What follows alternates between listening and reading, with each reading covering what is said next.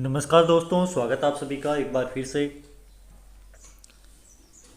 रणजीत सिंह के बारे में अपने पढ़ रहे थे। पिछले वीडियो में हमने अध्ययन किया है दोस्तों रणजीत सिंह के बारे में, जो उनका शासन है वो किस तरह से रहता है और उनका जीवन काल किस किस तरह से वो युद्ध करते हैं, उनके राज्य के बारे में जाना हमने।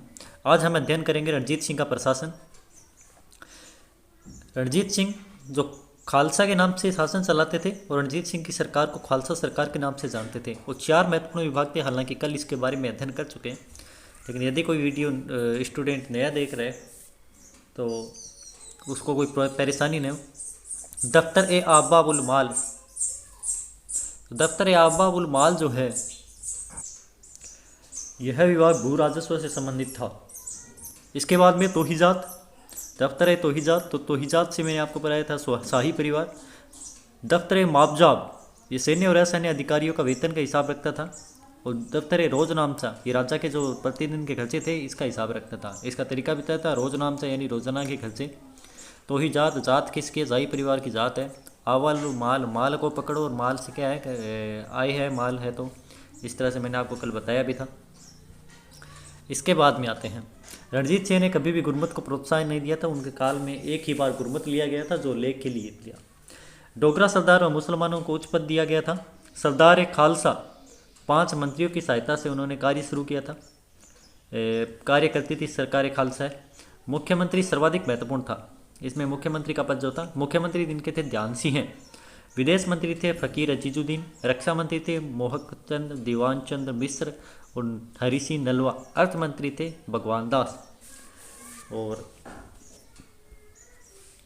डोगरा सरदार ध्यान सिंह, गुलाब सिंह, सुचेता सिंह, हीरा सिंह का प्रशासन में विशेष योगदान था। याद कैसे रखोगे मुख्यमंत्री? तो जो राज्य का मुखिया होता है, जो राज्य का मुखिया होता है वो राज्य का क्या रखता है, ध्यान ही तो रखता है। तो इसमें क्या हो जाएगा आपका दोस्तों, मुख्यमंत्री है वो ध्यान सिंह हो जाएगा। विदेश किसको भेजोगे, फ़कीर आदमी विदेश जाएगा, ठीक है, तो विदेश मंत्री फ़कीर अजीजुद्दीन हो जाएगा। रक्षा मंत्री, तो रक्षा मंत्री में तीनों नाम एक साथ ध्यान रख लेना। दीवान चंद मिश्र तो अपने पहले पढ़ चुके हैं, हरि सिंह नलवा और मोहकचंद, ठीक है।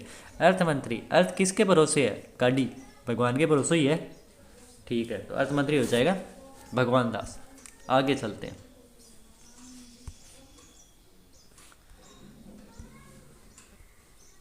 इसमें आपका आ जाएगा ये ध्यान सिंह, गुलाब सिंह और सुचेता सिंह, इन तीनों को राजा की उपाधि रणजीत सिंह द्वारा दी गई थी। प्रांतीय प्रशासन, प्रांतों को सूबा कहा जाता था। तो सिख जो प्रांत थे वो 4 सूबे थे, लाहौर, मुल्तान, कश्मीर और पेशावर। इस तरह से ध्यान रखना कि कौन सा एक प्रांत नहीं था रणजीत सिंह के समय। तो 4 प्रांतों में बंटा हुआ था सिख साम्राज्य। एक लाहौर था, एक मुल्तान था और एक कश्मीर और एक पेशावर। सूबे का अधिकारी जो था उसको नाजिम कहा जाता था। नाजिम के पास सैन्य और असैन्य अधिकार दोनों थे। नाजिम के पास सैन्य असैन्य अधिकार दोनों थे। और सूबे का जो विभाजन था वो परगने में था। नीचे सूबा, ऊपर सूबा था और सूबे के नीचे क्या था, परगना था।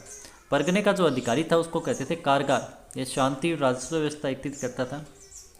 परगने का विकास, विभाजन जो था तालुका में किया गया था। एक तालुका में लगभग 500 से 100 मौजे होते थे। मौजे एक तरह से गाँवों को कहते थे।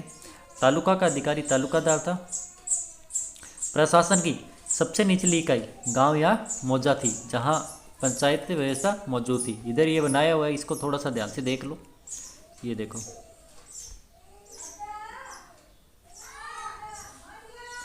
ऊपर ही ऊपर सूबा, तो सूबा में अधिकारी है वो नाजिम है।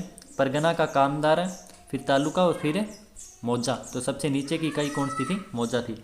इस तरह से आपसे पूछा जाए तो बता देना। ये इनका हो गया प्रशासन।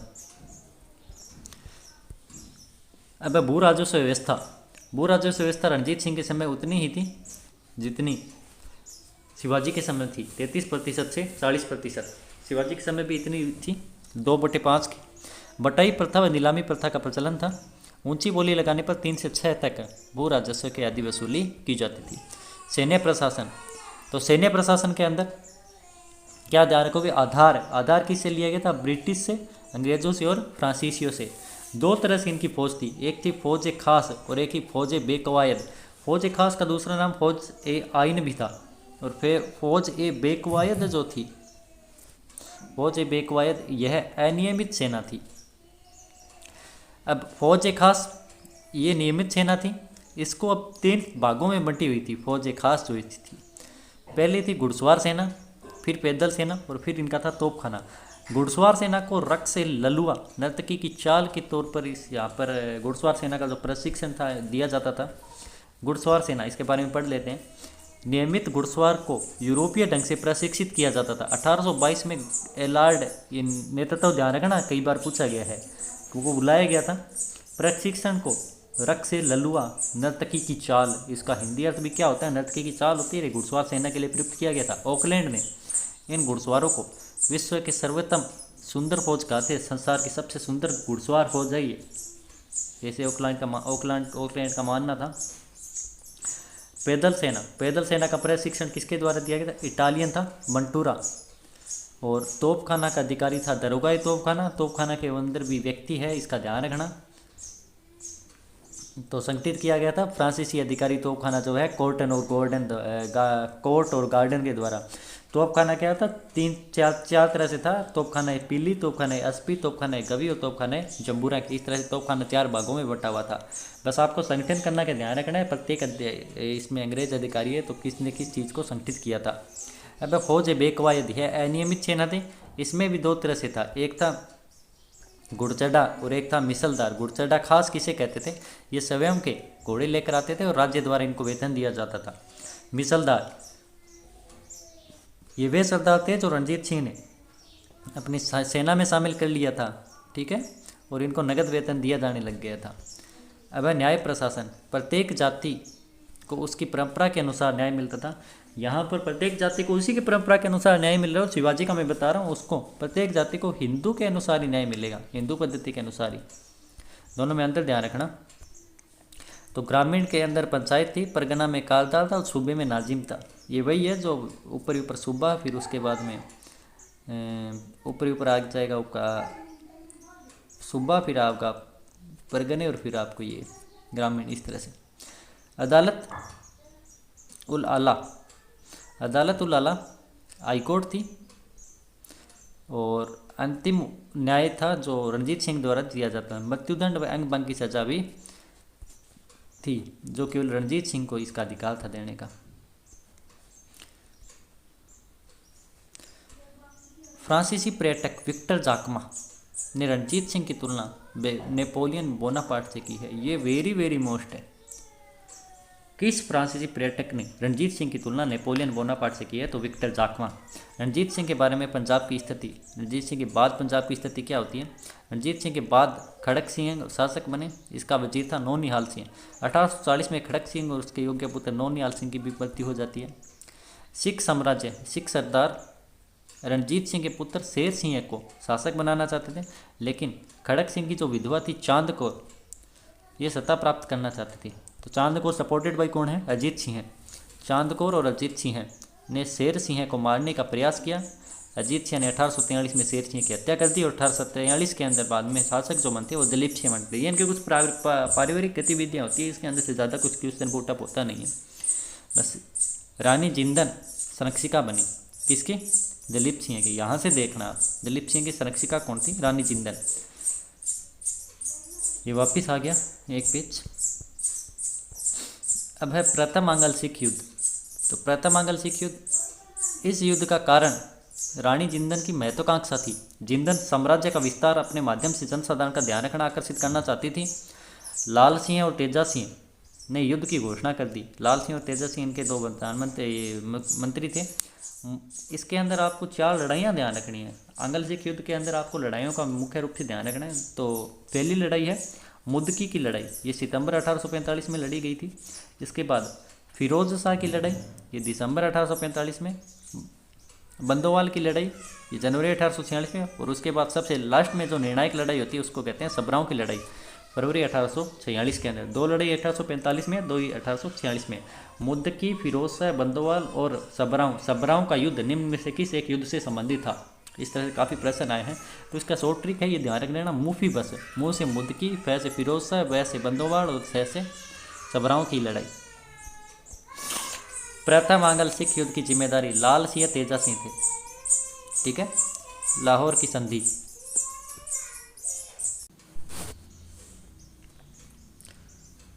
प्रथम आंग्ल सिख मराठा युद्ध के जो जिम्मेदार थे लाल सिंह और तेजा सिंह थे। लाहौर की संधि होती है इस युद्ध के बाद में 9 मार्च 1846 को। महाराजा ने सतलज पार के प्रदेशों से अपना अधिकार छोड़ दिया और सिखों पर 1.5 करोड़ रुपए का जुर्माना लगाया गया था। 1 करोड़ में सिख कश्मीर भेज दिया था रानी जिंदन ने। किसको बेचा था ये ध्यान रखना, गुलाब सिंह को बेचा था। लाहौर में 1 वर्ष तक हेनरी लॉरेंस की नियुक्ति में अंग्रेजी सरकार रखी जाएगी। अल्पवयस्क दलीप सिंह को राजा माना जाएगा और रानी जिंदन उनकी संरक्षिका मानी जाएगी। अब लाहौर की संधि का विरोध हुआ क्योंकि जब 1.5 करोड़ का जुर्माना लगा और सतलज पार के प्रदेशों को उनको छोड़ने का अधिकार माना गया, तो एक तरह से तो कश्मीर कह रहे थे कि अंग्रेज हमारा ही है और आप 1 करोड़ में बेच कैसे रहे हो हमारे से बिना पूछे। तो इसका विरोध हुआ, इसलिए प्रथम आंग्ल सिख युद्ध के बाद में जो लाहौर की संधि की गई थी, इसकी एक दूसरी पूरक संधि की गई जिसको कहते हैं बेरोवाल की संधि। ये काफ़ी बार प्रश्न आता है। 22 दिसंबर 1846 को रानी जिंदन का संरक्षण समाप्त करके उसको 1.5 लाख रुपए पेंशन दे दी और शासन 8 सिख सरदारों के एक परिषद का गठन कर दिया। लाहौर में स्थायी सेना रखना निश्चित किया। इसके लिए दिलीप सिंह को 22 लाख रुपए देने का निर्णय किया। अब दूसरा आंग्ल सिख युद्ध 1848 और 49 के अंदर बेरोवाल की संधि के बाद जिंदन की पेंशन राशि घटाकर 1.5 लाख से 48,000 कर दी थी। आभूषण भी उनसे छीन लिए थे और शेखपुरा नामक स्थान पर रानी जिंदन को भेज दिया था। अब मुल्तान के गवर्नर था मूलराज। इन्होंने सिखों को युद्ध के लिए प्रेरित किया था। तो इसके अंदर 3 युद्ध हैं, इन तीनों का आपको ध्यान रखना है। पहला है रामनगर का युद्ध, दूसरा है चिलियानवाला का युद्ध और तीसरा है गुजरात का युद्ध। ये तीनों युद्ध हैं और काफ़ी प्रश्न पूछे जाते हैं। अब पहले तो आपको बता दिया मैंने, पहले आप मुफी बस वाला याद रख लेना। इसमें है रामनगर का युद्ध, ये 22 नवंबर 1847 जनरल गोप के नेतृत्व में लड़ा गया था रामनगर का युद्ध। उसके बाद चिलियानवाला का युद्ध, ये भी गोप के नेतृत्व में लड़ा गया था, ये भी 1849 में है। अनिर्णायक रहता है दोनों ही, ठीक है। डलहौजी ने किस युद्ध के बाद कहा था कि हमने भारी खर्चा करके युद्ध जीता है? तो डलहौजी ने चिलियानवाला युद्ध के बाद में कहा था हमने भारी खर्चा करके इस युद्ध को जीता है और पराजय के समान है। ये काफ़ी बार कथन पूछा गया डलहौजी का कि इस युद्ध के बारे में। तो इसके बाद में डलहौजी जी नाराज हो जाते हैं और गोप को हटा देते हैं। गुजरात का युद्ध जो लड़ा गया था और चार्ल्स नेपियर की सेनापति था, 21 फरवरी 1849 को इस युद्ध को तोपों के युद्ध के नाम से जानते हैं। गुजरात एक ये राज्य वाला नहीं है, तो गुजरात एक स्थान है पंजाब में, वहाँ पे जो लड़ा गया था। मार्च 1849 में सिख राज्य का विलय कर लिया गया। दिलीप सिंह को 5 लाख की पेंशन देकर इंग्लैंड भेज दिया और हेनरी लॉरेंस प्रशासन के रूप में और जॉन लॉरेंस भू राजस्व के रूप में, चार्ल्स मेसन यहाँ पर न्याय अधिकारी के रूप में बैठा दिया गया अंग्रेजों द्वारा। और जो कोहिनूर हीरा लिया था इसके साथ ही वो इंग्लैंड चला जाता है। तो धन्यवाद दोस्तों देखने के लिए। सब्सक्राइब वगैरह कर देना, नहीं किया तो लाइक शेयर और कमेंट और कर दो। और इसके जितने भी हैं ये नोट्स बना लेना, नोट्स बनाकर ही आप इसको अच्छे से आप पढ़ सकते हो, ठीक है। धन्यवाद। नमस्कार दोस्तों, स्वागत आप सभी का एक बार फिर से। रणजीत सिंह के बारे में अपने पढ़ रहे थे। पिछले वीडियो में हमने अध्ययन किया है दोस्तों रणजीत सिंह के बारे में, जो उनका शासन है वो किस तरह से रहता है और उनका जीवन काल किस तरह से वो युद्ध करते हैं, उनके राज्य के बारे में जाना हमने। आज हम अध्ययन करेंगे रणजीत सिंह का प्रशासन। रणजीत सिंह जो खालसा के नाम से शासन चलाते थे और रणजीत सिंह की सरकार को खालसा सरकार के नाम से जानते थे। वो 4 महत्वपूर्ण विभाग थे, हालांकि कल इसके बारे में अध्ययन कर चुके हैं, लेकिन यदि कोई वीडियो स्टूडेंट नया देख रहे तो उसको कोई परेशानी नहीं हो। दफ्तर ए आबाबुल माल, दफ्तर ए आबाबुल माल जो है यह विभाग भू राजस्व से संबंधित था। इसके बाद में तोहिजात, दफ्तर ए तोहिजात, तो तोहिजात से मैंने आपको बताया था शाही परिवार। दफ्तर ए माबजाब, ये सैन्य और असैन्य अधिकारियों का वेतन का हिसाब रखता था। और दफ्तर ए रोजनामचा, ये राजा के जो प्रतिदिन के खर्चे थे इसका हिसाब रखता था। इसका तरीका बताया था रोजनामचा यानी रोजाना के खर्चे। तोहिजात, जात किसके, जाई परिवार की जात है। आवाल माल, माल को पकड़ो और माल से क्या है आय है, माल है, तो इस तरह से मैंने आपको कल बताया भी था। इसके बाद में आते हैं, रणजीत सिंह ने कभी भी गुरमत को प्रोत्साहन नहीं दिया था। उनके काल में एक ही बार गुरमत लिया गया था, जो लेख के लिए दिया। डोगरा सरदार और मुसलमानों को उच्च पद दिया गया था। सरदार ए खालसा 5 मंत्रियों की सहायता से उन्होंने कार्य शुरू किया था। कार्य करती थी सरकार ए खालसा है। मुख्यमंत्री सर्वाधिक महत्वपूर्ण था। इसमें मुख्यमंत्री का पद जो था, मुख्यमंत्री जिनके थे ध्यान सिंह हैं। विदेश मंत्री थे फ़कीर अजीजुद्दीन। रक्षा मंत्री थे मोहकचंद दीवान चंद्र मिश्र और हरि सिंह नलवा। अर्थ मंत्री थे भगवान दास। और डोगरा सरदार ध्यान सिंह, गुलाब सिंह, सुचेता सिंह, हीरा सिंह का प्रशासन में विशेष योगदान था। याद कैसे रखोगे मुख्यमंत्री? तो जो राज्य का मुखिया होता है, जो राज्य का मुखिया होता है वो राज्य का क्या रखता है? ध्यान ही तो रखता है। तो इसमें क्या हो जाएगा आपका दोस्तों, मुख्यमंत्री है वो ध्यान सिंह हो जाएगा। विदेश किसको भेजोगे? फ़कीर आदमी विदेश जाएगा, ठीक है, तो विदेश मंत्री फ़कीर अजीजुद्दीन हो जाएगा। रक्षा मंत्री, तो रक्षा मंत्री में तीनों नाम एक साथ ध्यान रख लेना। दीवान चंद्र मिश्र तो अपने पहले पढ़ चुके हैं, हरि सिंह नलवा और मोहकचंद, ठीक है। अर्थ मंत्री, अर्थ किसके भरोसे है? गाड़ी भगवान के भरोसे ही है, ठीक है, तो अर्थ मंत्री हो जाएगा भगवान दास। आगे चलते हैं।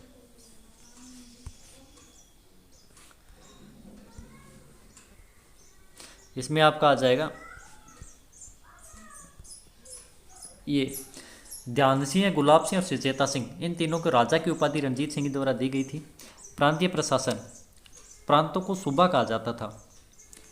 तो सिख जो प्रांत थे वो 4 सूबे थे, लाहौर, मुल्तान, कश्मीर और पेशावर। इस तरह से ध्यान रखना कि कौन सा एक प्रांत नहीं था रणजीत सिंह के समय। तो 4 प्रांतों में बंटा हुआ था सिख साम्राज्य। एक लाहौर था, एक मुल्तान था और एक कश्मीर और एक पेशावर। सूबे का अधिकारी जो था उसको नाजिम कहा जाता था। नाजिम के पास सैन्य और असैन्य अधिकार दोनों थे। नाजिम के पास सैन्य असैन्य अधिकार दोनों थे। और सूबे का जो विभाजन था वो परगने में था। नीचे सूबा, ऊपर सूबा था और सूबे के नीचे क्या था? परगना था। परगने का जो अधिकारी था उसको कहते थे कारगार। ये शांति और राजस्व व्यवस्था एकत्रित करता था। परगने का विकास, विभाजन जो था तालुका में किया गया था। एक तालुका में लगभग 500 से 100 मौजे होते थे। मौजे एक तरह से गाँवों को कहते थे। तालुका का अधिकारी तालुकादार था। प्रशासन की सबसे निचली इकाई गांव या मौजा थी, जहां पंचायत व्यवस्था मौजूद थी। इधर ये बनाया हुआ है, इसको थोड़ा सा ध्यान से देख लो। ये देखो,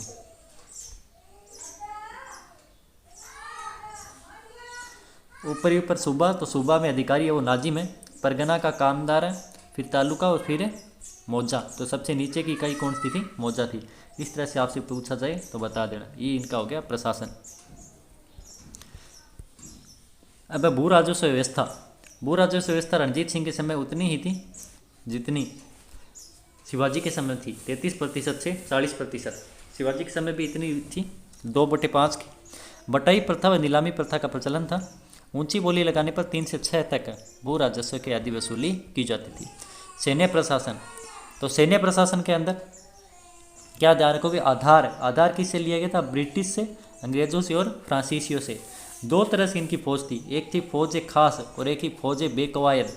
फौज ए खास का दूसरा नाम फौज ए आइन भी था। और फिर फौज ए बेकवायद जो थी, फौज ए बेकवायद, यह अनियमित सेना थी। अब फौज ए खास ये नियमित सेना थी। इसको अब 3 भागों में बंटी हुई थी। फौज ए खास जो थी, पहली थी घुड़सवार सेना, फिर पैदल सेना और फिर इनका था तोपखाना। घुड़सवार सेना को रक्स ए ललुआ, नर्तकी की चाल के तौर पर इस यहाँ पर घुड़सवार सेना का जो प्रशिक्षण था दिया जाता था। घुड़सवार सेना, इसके बारे में पढ़ लेते हैं। नियमित घुड़सवार को यूरोपीय ढंग से प्रशिक्षित किया जाता था। 1822 में एलार्ड, ये नेतृत्व ध्यान रखना कई बार पूछा गया है, वो बुलाया गया था। प्रशिक्षण को रक्स ए ललुआ, नर्तकी की चाल, इसका हिंदी अर्थ भी क्या होता है? नर्तकी की चाल होती है। घुड़सवार सेना के लिए प्रयुक्त किया गया था। ऑकलैंड में इन घुड़सवारों को विश्व के सर्वोत्तम सुंदर फौज कहते हैं। संसार की सबसे सुंदर घुड़सवार फौज है ये, जैसे ऑकलैंड का मानना था। पैदल सेना, पैदल सेना का प्रशिक्षण किसके द्वारा दिया गया था? इटालियन था, मंटूरा। और तोपखाना का अधिकारी था दरोगाई तोपखाना। तोपखाना के अंदर भी व्यक्ति है, इसका ध्यान रखना। तो संगठित किया गया था फ्रांसीसी अधिकारी तोपखाना जो है कोर्ट और गार्डन के द्वारा। तोपखाना क्या था, तीन चार चार तरह से था। तोपखाना पीली, तोपखाना अस्पी, तोपखाना गवी और तोपखाना जम्बूरा। इस तरह से तोपखाना 4 भागों में बटा हुआ था। बस आपको संगठन करना का ध्यान रखना है, प्रत्येक इसमें अंग्रेज अधिकारी है तो किसने किस चीज़ को संगठित किया था। अब फौज बेकवायद है, अनियमित सेना थे। इसमें भी 2 तरह से था, एक था घुड़चढ़ा और एक था मिसलदार। घुड़चढ़ा खास किसे कहते थे, ये स्वयं के घोड़े लेकर आते थे और राज्य द्वारा इनको वेतन दिया जाता था। मिसलदार ये वे सरदार थे जो रणजीत सिंह ने अपनी सेना में शामिल कर लिया था, ठीक है, और इनको नगद वेतन दिया जाने लग गया था। अब है न्याय प्रशासन। प्रत्येक जाति को उसकी परंपरा के अनुसार न्याय मिलता था। यहाँ पर प्रत्येक जाति को उसी की परंपरा के अनुसार न्याय मिल रहा है। शिवाजी का मैं बता रहा हूँ, उसको प्रत्येक जाति को हिंदू के अनुसार ही न्याय मिलेगा, हिंदू पद्धति के अनुसार ही। दोनों में अंतर ध्यान रखना। तो ग्रामीण के अंदर पंचायत थी, परगना में कालदार था और सूबे में नाजिम था। ये वही है जो ऊपर ऊपर सूबा, फिर उसके बाद में ऊपर ऊपर आ जाएगा आपका सूबा, फिर आपका परगने और फिर आपको ये ग्रामीण, इस तरह से। अदालत उल आला, अदालत उल आला हाईकोर्ट थी और अंतिम न्याय था जो रणजीत सिंह द्वारा दिया जाता है। मृत्युदंड व अंग भंग की सजा भी थी जो केवल रणजीत सिंह को इसका अधिकार था देने का। फ्रांसीसी पर्यटक विक्टर जाकमा ने रणजीत सिंह की तुलना नेपोलियन बोनापार्ट से की है। ये वेरी वेरी मोस्ट है। किस फ्रांसीसी पर्यटक ने रणजीत सिंह की तुलना नेपोलियन बोनापार्ट से की है, तो विक्टर जाकमा। रणजीत सिंह के बारे में पंजाब की स्थिति, रणजीत सिंह के बाद पंजाब की स्थिति क्या होती है। रणजीत सिंह के बाद खड़क सिंह शासक बने, इसका वजीर था नौनिहाल सिंह। 1840 में खड़क सिंह और उसके योग्य पुत्र नौनिहाल सिंह की भी मृत्यु हो जाती है। सिख साम्राज्य, सिख सरदार रणजीत सिंह के पुत्र शेर सिंह को शासक बनाना चाहते थे, लेकिन खड़क सिंह की जो विधवा थी चांद कौर, ये सत्ता प्राप्त करना चाहती थी। तो चांद कौर सपोर्टेड बाई कौन है, अजीत सिंह है। चांद कौर और अजीत सिंह ने शेर सिंह को मारने का प्रयास किया। अजीत सिंह ने 1843 में शेर सिंह की हत्या कर दी और 1843 के अंदर बाद में शासक जो बनते वो दलीप सिंह बनते। ये इनके कुछ पारिवारिक गतिविधियाँ होती है, इसके अंदर से ज़्यादा कुछ क्वेश्चन पुटअप होता नहीं है। बस रानी जिंदन संरक्षिका बनी, किसकी, दलीप सिंह की। यहाँ से देखना दलीप सिंह की संरक्षिका कौन थी, रानी जिंदन। ये वापिस आ गया एक पेज। अब है प्रथम आंग्ल सिख युद्ध। तो प्रथम आंग्ल सिख युद्ध, इस युद्ध का कारण रानी जिंदन की महत्वाकांक्षा थी। जिंदन साम्राज्य का विस्तार अपने माध्यम से जनसाधारण का ध्यान रखना, आकर्षित करना चाहती थी। लाल सिंह और तेजा सिंह ने युद्ध की घोषणा कर दी। लाल सिंह और तेजा सिंह इनके 2 प्रधानमंत्री मंत्री थे। इसके अंदर आपको 4 लड़ाइयाँ ध्यान रखनी है। आंग्ल सिख युद्ध के अंदर आपको लड़ाइयों का मुख्य रूप से ध्यान रखना है। तो पहली लड़ाई है मुद्दकी की लड़ाई, ये सितंबर 1845 में लड़ी गई थी। इसके बाद फिरोज शाह की लड़ाई, ये दिसंबर 1845 में। बंदोवाल की लड़ाई, ये जनवरी 1846 में। और उसके बाद सबसे लास्ट में जो निर्णायक लड़ाई होती है उसको कहते हैं सबराओं की लड़ाई, फरवरी 1846 के अंदर। 2 लड़ाई 1845 में, 2 1846 में। मुद्दकी, फिरोज शाह, बंदोवाल और सबराओं का युद्ध निम्न में से किस एक युद्ध से संबंधित था। इस तरह से काफ़ी प्रश्न आए हैं। तो इसका शॉर्ट ट्रिक है, ये ध्यान रख लेना, मुफी बस। मुँह से मुद्दकी, फै से फिरोज शाह, वै से बंदोवाल और सै से सबराओं की लड़ाई। प्रथम आंग्ल सिख युद्ध की जिम्मेदारी लाल सिंह तेजा सिंह थे, ठीक है। लाहौर की संधि,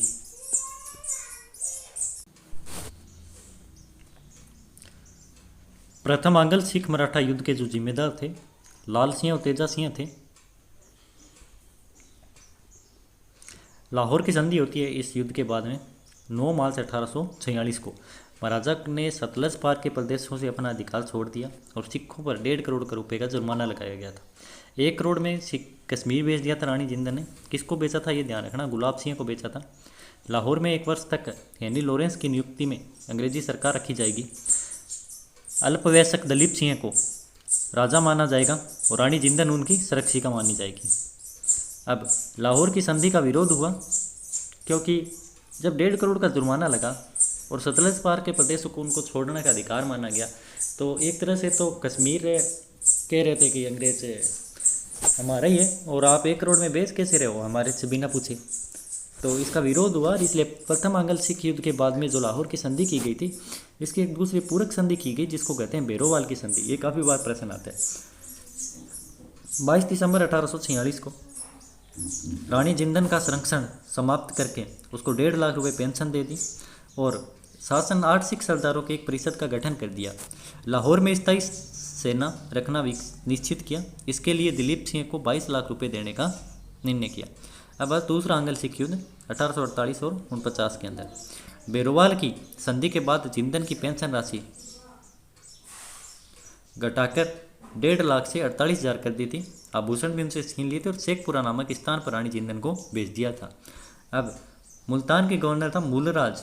इन्होंने सिखों को युद्ध के लिए प्रेरित किया था। तो इसके अंदर 3 युद्ध हैं, इन तीनों का आपको ध्यान रखना है। पहला है रामनगर का युद्ध, दूसरा है चिलियानवाला का युद्ध और तीसरा है गुजरात का युद्ध। ये तीनों युद्ध हैं और काफ़ी प्रश्न पूछे जाते हैं। अब पहले तो आपको बता दिया मैंने, पहले आप मूफी बस वाला याद रख लेना। इसमें है रामनगर का युद्ध, ये 22 नवंबर 1847 जनरल गोप के नेतृत्व में लड़ा गया था, रामनगर का युद्ध। उसके बाद चिलियानवाला का युद्ध, ये भी गोप के नेतृत्व में लड़ा गया था, ये भी 1849 में है। अनिर्णायक रहता है दोनों ही, ठीक है। डलहौजी ने किस युद्ध के बाद कहा था कि हमने भारी खर्चा करके युद्ध जीता है? तो डलहौजी ने चिलियानवाला युद्ध के बाद में कहा था हमने भारी खर्चा करके इस युद्ध को जीता है और पराजय के समान है। ये काफ़ी बार कथन पूछा गया डलहौजी का कि इस युद्ध के बारे में।